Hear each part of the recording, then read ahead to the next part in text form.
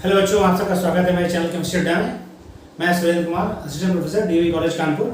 बेटा हम लोग डिस्कस कर रहे हैं समय पोटेशियम कंपाउंड। इसमें हमने क्रिस्टल फील्ड थ्योरी पूरी कंप्लीट कर ली है। आज हम डिस्कस करेंगे क्रिस्टल फील्ड थ्योरी का एप्लीकेशन। बेटा इसका मेनली एप्लीकेशन क्या है? मैग्नेटिक प्रॉपर्टीज में और कलर में। कलर जो आपका जो कलर का मतलब जो पोटेशियम कंपाउंड या डी ब्लॉक एलिमेंट्स में जो कलर का मेन रीजन है वो है डी ट्रांजिशन। और डी ट्रांजिशन मतलब दो तरह के डी ऑर्बिटल्स होंगे। और यह कौन डिसाइड करता है, किसने एक्सप्लेन किया?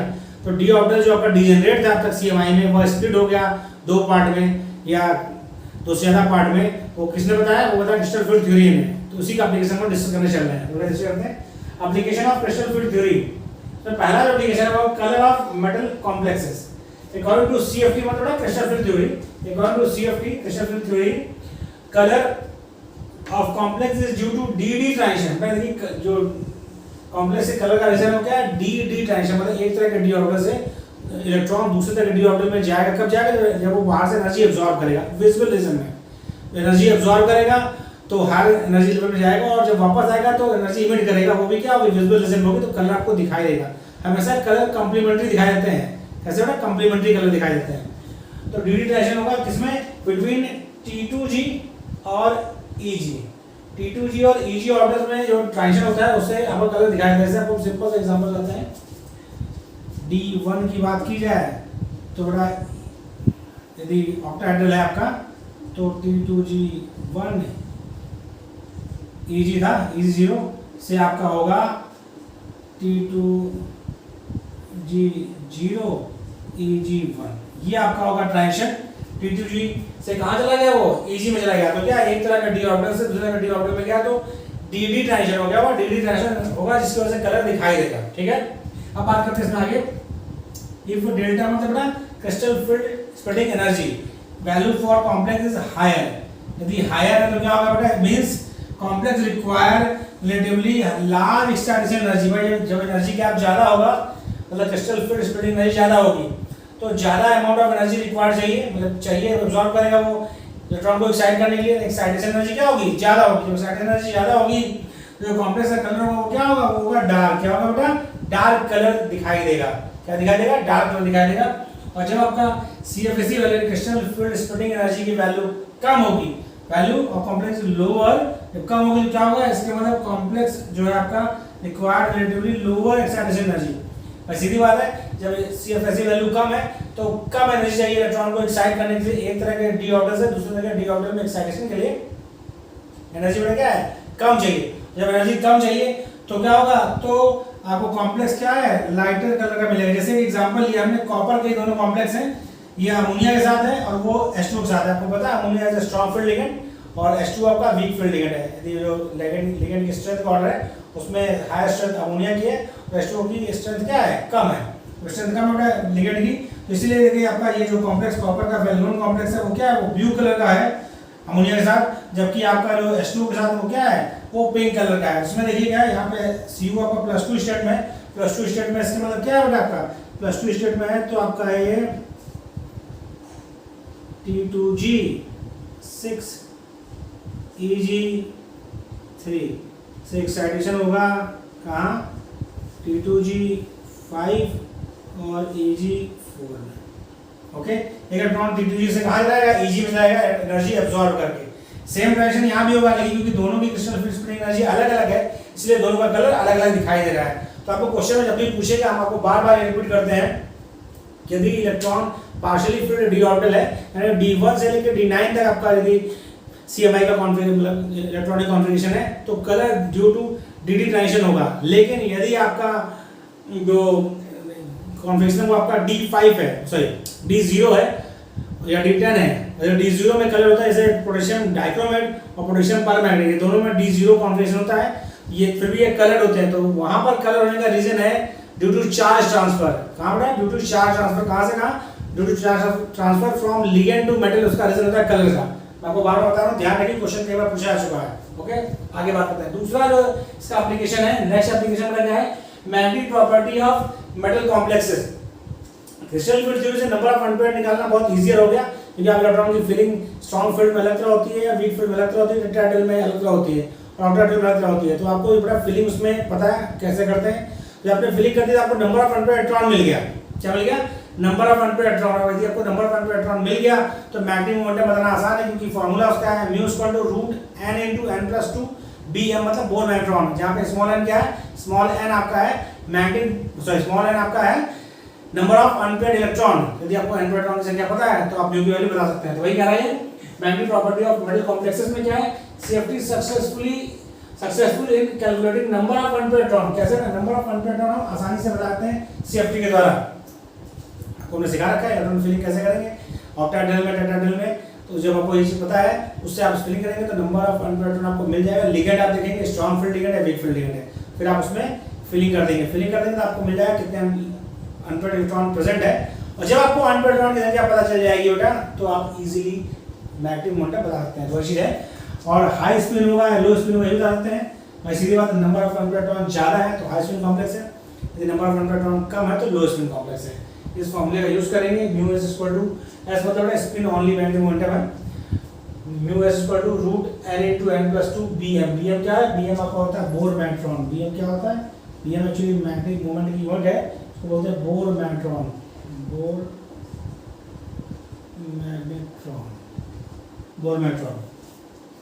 नेक्स्ट और सबसे इंपॉर्टेंट एप्लीकेशन जिसपे जीआईसी में क्वेश्चन पूछा जा चुका है बैक ईयर्स में, तो इसलिए आपको ध्यान रखना है John Teller effect in octahedral complexes. तो इससे पहले मैं आपको एक चीज बताना चाहता हूँ, क्या समझिए पहले ध्यान से।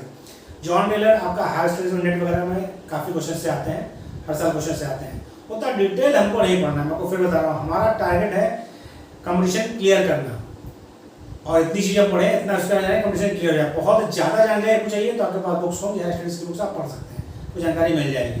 लेकिन हमें जो क्वेश्चन आता है कि आपको मेटल आयन का कॉन्फ़िगरेशन लिखा रहेगा, मेटल्स लिखे रहेंगे, मतलब सीएमआई लिखा रहेगा, आपसे पूछेगा कि कौन जॉन टेलर इफेक्ट देगा या कौन जॉन टेलर डिस्टॉर्शन देगा और कौन नहीं देगा, इस टाइप क्वेश्चन आते हैं। तो पहले समझिए आपको उसमें पहचानना है कि कौन देगा कौन नहीं देगा। उसके लिए आपको पता होना चाहिए कि क्या होता है, ये आपको बताएंगे, और कौन कौन देगा इसकी बात भी करेंगे। ओके, स्टार्ट करते हैं। क्या है John Teller effect in octahedral complex, इस पर ही क्वेश्चन आते हैं। ऑक्टाहेड्रल आपको क्वेश्चन जब दिया है ऑक्टाहेड्रल पर दिया जाएगा। ठीक, आगे देखिए क्या है, John and Teller in 1937, year भी याद रखिए, आजकल ईयर भी पूछने का चलन चल रहा है। John and Teller in 1937 give an explanation of distortion in octahedral complex में डिस्टॉर्शन के लिए जो होता है उसके लिए जॉन टेलर ने अपना एक आइसोथर्म लिया, उसी को कहते हैं जॉन टेलर थ्योरम। क्या बोलते हैं, जॉन टेलर थ्योरम। इस थ्योरम का क्या कहना है, मॉलिक्यूल और complexes complexes of any shape except linear, यानी लीनियर में छोड़ के किसी भी शेप का मॉलिक्यूल होगा उसमें क्या होगा, डिस्टॉर्शन होगा। कब, जब वो अनसिमेट्रिकली फिल हो। तो क्या कह रहा है, मॉलिक्यूल और complexes of any shape except linear which have an unequal, have unequal, ये अनइक्वल फिलिंग ऑफ T2G और EG set of orbital will be distorted. यानी उसमें अनइक्वल फिलिंग हो किसमें, T2G में या EG में, तो वह डिस्टॉर्शन देगा। अभी हमने पढ़ा था जॉन टेलर उसमें क्रिस्टल फील्ड थ्योरी में कि डी ऑर्बिटल जो डिजेनरेट था, जब लिगेंड्स का अप्रोच हुआ तो उन्होंने माना कि जो आपका CMI है वो पॉजिटिव पॉइंट चार्ज है और लिगेंड्स आपका नेगेटिव पॉइंट चार्ज है। इसका मतलब जो अट्रैक्शन है अकॉर्डिंग टू CF2 थ्योरी ये कहती है कि जो आपका कोऑर्डिनेशन कंपाउंड में जो बॉन्ड है वो क्या, प्योरली आयनिक है। जब CMI और लिगेंड में अप्रोच होगा तो क्या होगा, जो CMI में आपका D का इलेक्ट्रॉन है और जो लिगेंड्स के लोन पेयर हैं उनमें क्या होगा, रिपल्सन होगा। तो जो आपका degenerate D orbital 5 degenerate D orbital थे वो स्प्लिट हो जाते हैं T2G और EG में। किसमें होता है, T2G और EG में। तो T2G और EG में हमने बात की, T2G में कितने ऑर्बिटल, 3, कौन कौन से, DXY, DYZ, DXZ, और EG में कौन सा, DX² + Y² और DZ²। तो 2 पार्ट में टूट जाता है।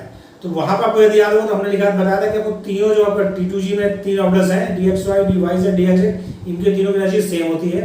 और EG में जो 2 ऑर्बिटल्स हैं, DX² + Y² और DZ², इनकी एनर्जी सेम होती है, क्रिस्टल फील्ड थ्योरी कहती है।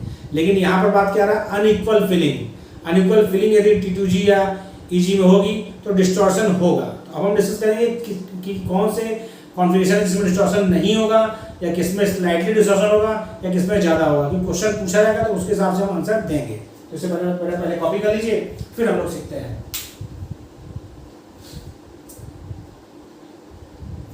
कॉपी कर लीजिए, स्क्रीनशॉट ले लीजिए।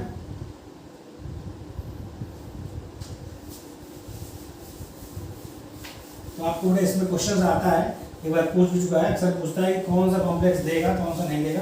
तो उसमें सिंपल तरीका आपको हम रीजन भी देंगे और उसका आपको लिखवा भी देंगे कौन कौन सा देगा कौन सा नहीं देगा। तो आप क्वेश्चन आराम से कर सकते हैं बहुत इजीली। और वहाँ आपको अगर कॉन्फिडेंस यदि बार सीख जाएंगे तो वहाँ आपको बहुत याद करने की जरूरत नहीं पड़ेगी। क्वेश्चन लिखेंगे तो आपको याद अपने आप में आएगा किसमें करना है किसमें नहीं करना है। देखिए पहले हम डिस्कस करते हैं, पहला जो डिस्कस करेंगे बेटा वो है नो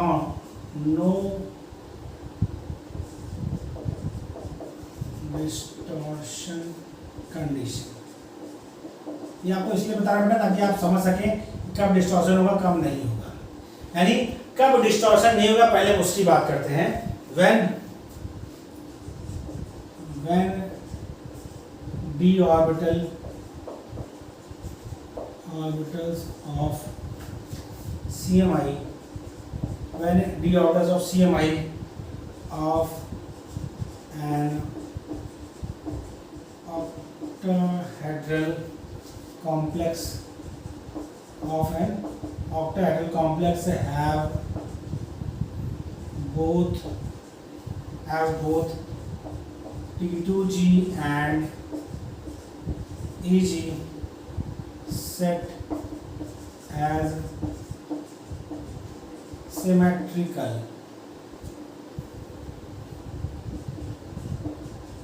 बहुत ध्यान से, सिमेट्रिकल ऑर्बिटल। जब बेटा आपके बोथ कौन T2G और EG क्या होंगे सिमेट्रिकल ऑर्बिटल होंगे, there is no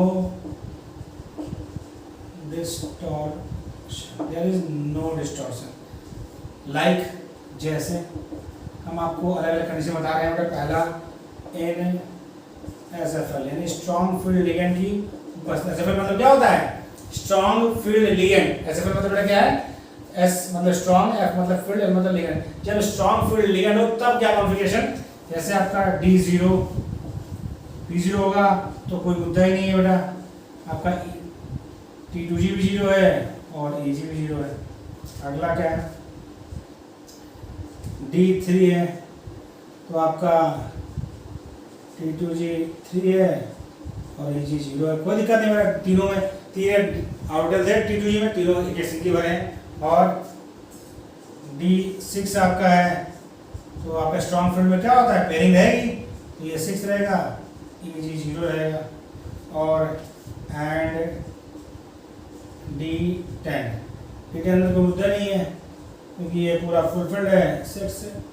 और EG का स्ट्रॉन्ग फील्ड लिगेंड यदि होगा तो ये कॉन्फ़िगरेशन यदि है तो आपका जॉन टेलर डिस्टॉर्शन नहीं देगा। कौन सा D0 देगा, इलेक्ट्रॉन नहीं इसमें। D3 में देखिए बेटा क्या है, आपको पता है कि क्या है DXY DYZ DXZ है, तीनों में एक एक इलेक्ट्रॉन है, एक इलेक्ट्रॉन है, डिस्टॉर्शन नहीं बोलते हैं क्योंकि सिमेट्रिकली है। D6 आपका क्या होगा स्ट्रॉन्ग फील्ड में, D6 आपका क्या होगा पहले आपको पता है सिंगली भरेगा फिर पेयरिंग हो जाएगी क्योंकि स्ट्रॉन्ग फील्ड लिगेंड है तो डेल्टा O का वैल्यू P से ज्यादा है तो पेयरिंग होगी तो क्या होगा T2G का मतलब क्या है DXY DYZ DXZ तीनों में दो दो इलेक्ट्रॉन है तो सिमेट्री है, EG 0 है।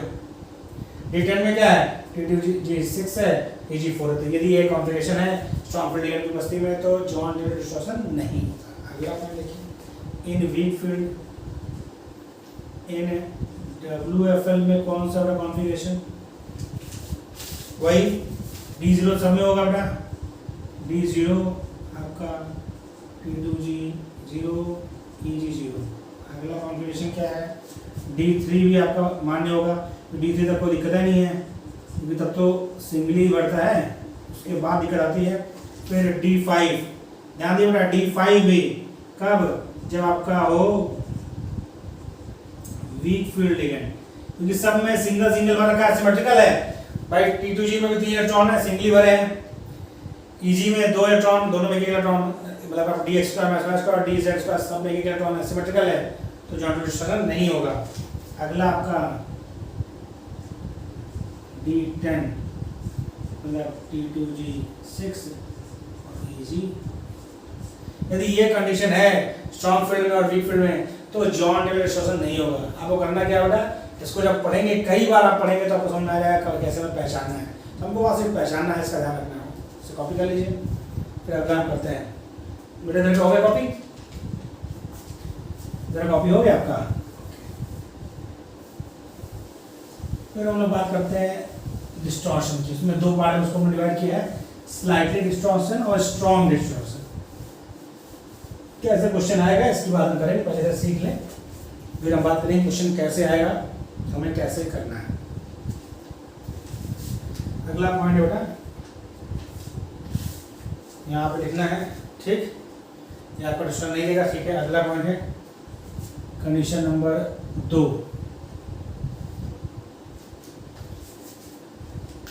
नहीं है,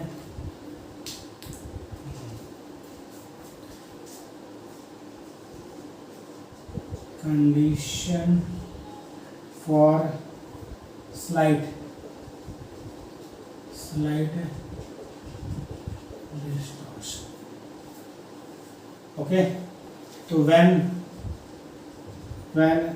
d orbitals of CMI, when d orbitals of CMI यानी कि सेंटर में आयन का जो d orbital है of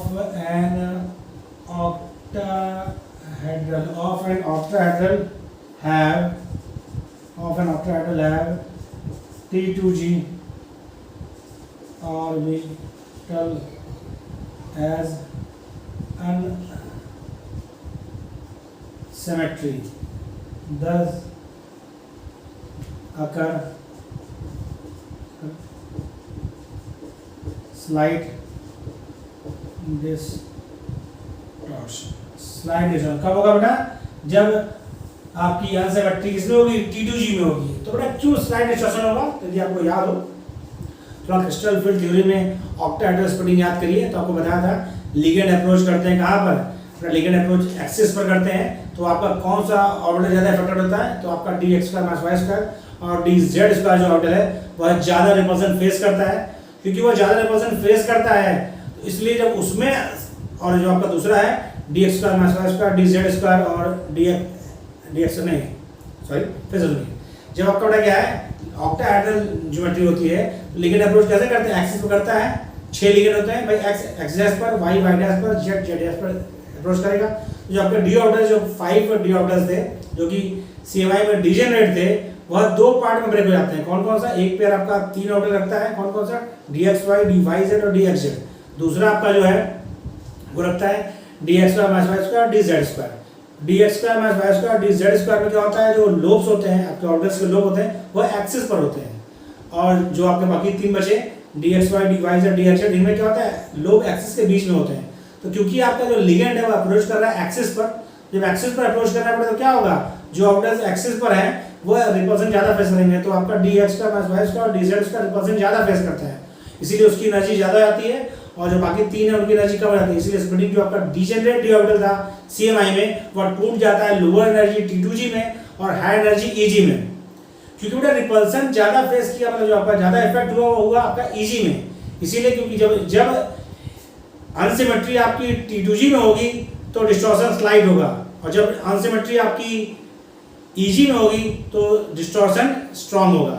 तो आपसे क्वेश्चन ये मुद्दा आता है कि सर आप क्वेश्चन कैसे जज करेंगे कि हमें कैसे समझना है? देखिए बेटा, जब ये आपसे क्वेश्चन पूछा जाएगा कौन जॉन डिस्टॉर्शन देता है, तो आपको देखना है पहले स्ट्रॉन्ग वाला किसमें है। जो स्ट्रॉन्ग आपको क्लियर बताएंगे स्ट्रॉन्ग डिस्टॉर्शन जिसमें होगा, आपको उसे टिक करना है। यदि बाकी उसमें 4 जो ऑप्शन दिए उसमें क्या है कि कुछ में नहीं और एक आपका ऐसा इसमें स्लाइड है, तब स्लाइड वाले टिक करेंगे। तो ऑर्डर वही होता है, सबसे स्ट्रॉन्ग और डिस्टॉर्शन वाला है नंबर 1 पर होगा, यदि वो है तो टिक कर देंगे, बाकी सबको निगलेक्ट कर देंगे, ठीक है, ये ध्यान रखना है। तो देखिए स्लाइड डिस्टॉर्शन की बात करें तो इसमें हम पहला करते हैं कब? इन SFL, जब स्ट्रॉन्ग फील्ड लिगेंड होगा तब देखिए तो क्या होगा? D1 कॉन्फ़िगरेशन में आपका T2g1 है, EG0 है। बेटा ये 3 ऑर्बिटल थे, तो आपका किसी में भर सकता है, एक इलेक्ट्रॉन है, चाहे वो dxy में हो, चाहे वो dyz में हो, चाहे वो xz में हो। तो अनसिमेट्री है तो यह स्लाइड डिस्टॉर्शन देगा। अगला देखिए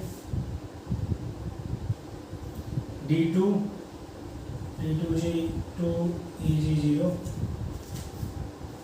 D4 T2g4 Eg0 भाई देखिए इसमें क्या है, एक ऑर्बिटल में 2 इलेक्ट्रॉन है, बाकी 2 में सिंगल होंगे, तो वो अनसिमेट्री है। ये किसी में भी 2 हो सकते हैं, चाहे dxy में हो, जो चाहे dyz में हो, चाहे dxz में हो, ये भी अनसिमेट्री है। और d5 ये बड़ा केस हम किसके लिए डिस्कस कर रहे हैं, ये डिस्कस कर रहे हैं हम लोग स्ट्रॉन्ग फील्ड लिगेंड की उपस्थिति में, इसमें SFL स्ट्रॉन्ग फील्ड लिगेंड की उपस्थिति में एक केस हम डिस्कस कर रहे हैं।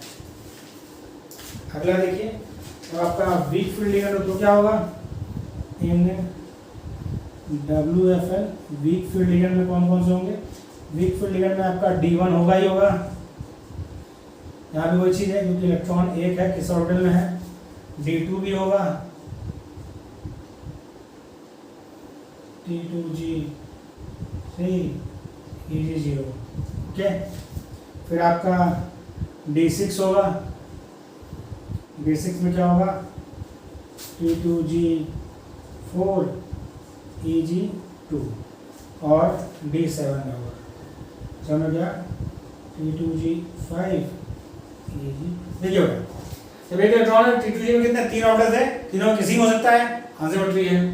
D2 में क्या होगा, आपका 3 ऑर्बिटल है, D2 में आपका 3 ऑर्बिटल है, ये देखिए 2 3 होगा, सिमेट्री होगी, ठीक है।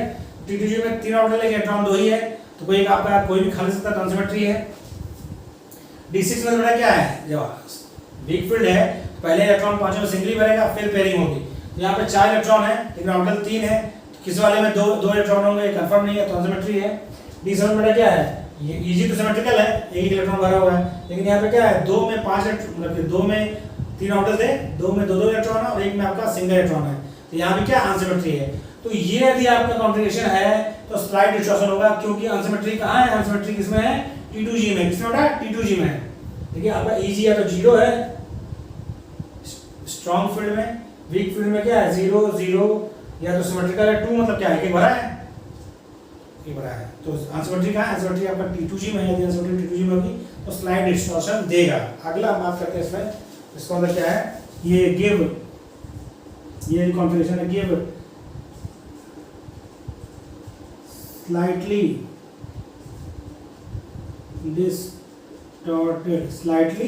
distorted complexes because in the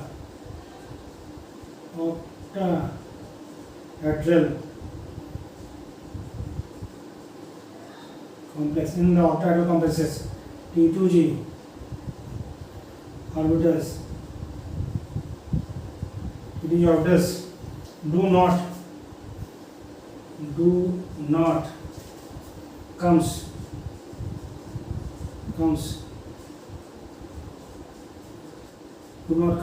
directly in the path of the ligands।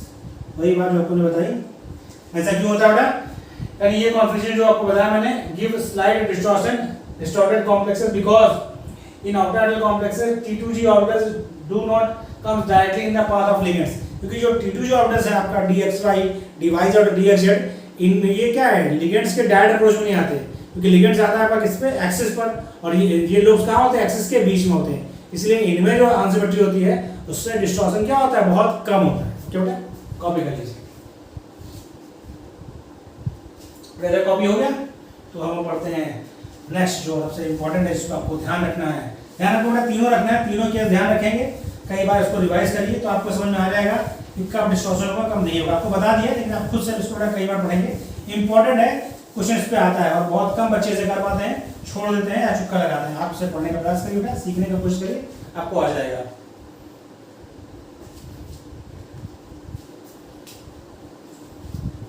हम बात करते हैं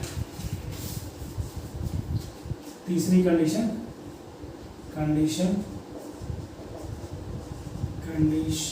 for strong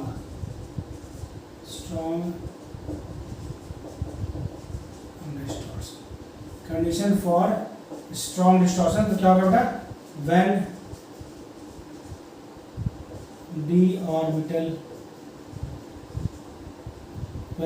d orbitals of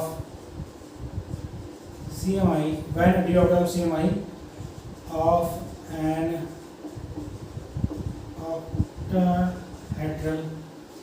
octahedral complex have EG orbital as unsymmetric.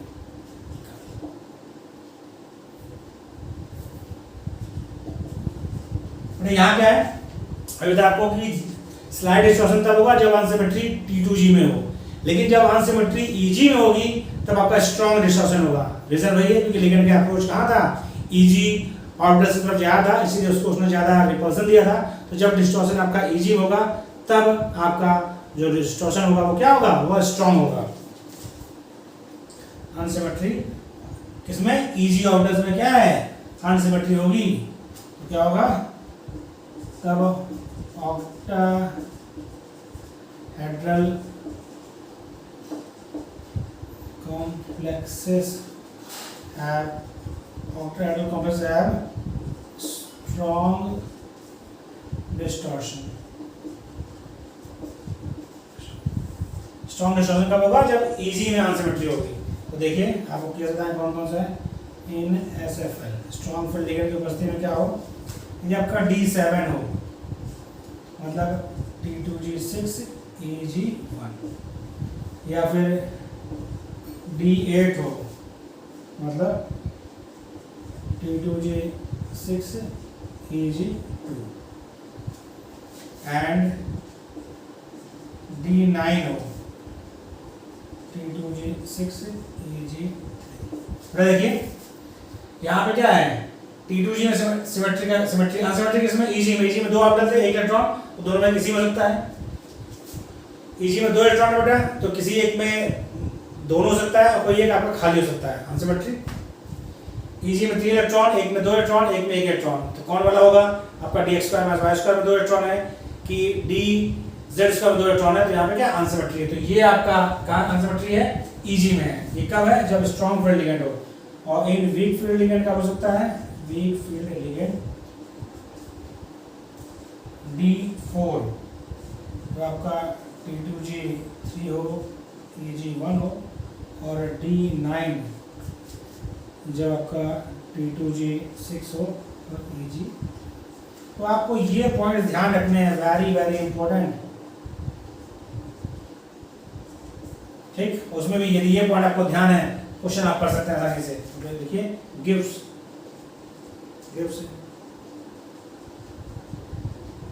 strongly distorted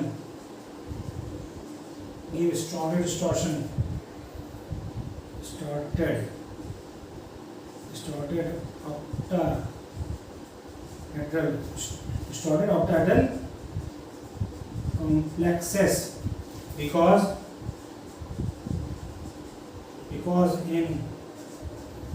in octahedral complexes EG और B EG orbitals point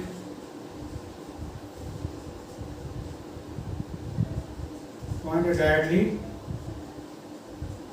toward the, तो क्या कह रहा होगा, क्योंकि EG जो आपका ऑर्बिटल है वह ऑक्टाहेड्रल फील्ड में लिगेंड्स के डायरेक्ट अप्रोच में आता है। तो जब EG ऑर्बिटल्स में आपका अनसिमेट्री होगी तो octahedral complex strong distortion face करेगा, और जबकि अनसिमेट्री यदि T2G ऑर्बिटल में है तो ऑक्टाहेड्रल कॉम्प्लेक्स आपका स्लाइड डिस्टॉर्शन शो करेगा। और यदि EG और T2G दोनों में सिमेट्री है तो डिस्टॉर्शन नहीं होगा। तो 3 कंडीशन आपको बताई, जब सिमेट्रिकल T2G EG होगा तो डिस्टॉर्शन नहीं होगा, जब अनसिमेट्रिकल T2G होगा तो स्लाइड डिस्टॉर्शन होगा, और जब अनसिमेट्रिकल EG होगा तो स्ट्रॉन्ग डिस्टॉर्शन होगा। अब मुद्दा था क्वेश्चन कैसे आएंगे आपका पीजीटी में या जीआईसी में। तो देखिए पीजी या जीआईसी में क्वेश्चन जो एक क्वेश्चन पूछा गया है, उसमें ये पूछा था कि 4 आयंस दे रखे थे, तो पूछा किसमें आपका जॉन डे डिस्टॉर्शन होगा। तो पहली बात ये समझिए, जॉन डे डिस्टॉर्शन क्वेश्चन है तो आपको अंडरस्टूड समझ लेना है कि यह फॉर ऑक्टाहेड्रल है, वो कहे या ना कहे, बात नंबर 1। बात नंबर 2 ये आती है, यदि उसने पूछा है कि किसमें देगा तो आपको पहले चेक करना है कि किसमें स्ट्रॉन्ग होगा, स्ट्रॉन्ग डिस्टॉर्शन होगा। यदि चारों में आपका स्ट्रॉन्ग डिस्ट्रक्शन वाला एक ऑप्शन है, सिंगल ऑप्शन बेटा होता है, टिक करिए, आगे बढ़िए। यदि मान लीजिए आपको चारों ऑप्शन उसमें स्ट्रॉन्ग डिस्ट्रक्शन वाला नहीं है, स्लाइड वाला है एक, तो स्लाइड वाला एक होगा बेटा, तो बाकी तीनों जो होंगे वो क्या होंगे, उनमें डिस्ट्रक्शन नहीं होगा, तब स्लाइड वाला टिक करेंगे।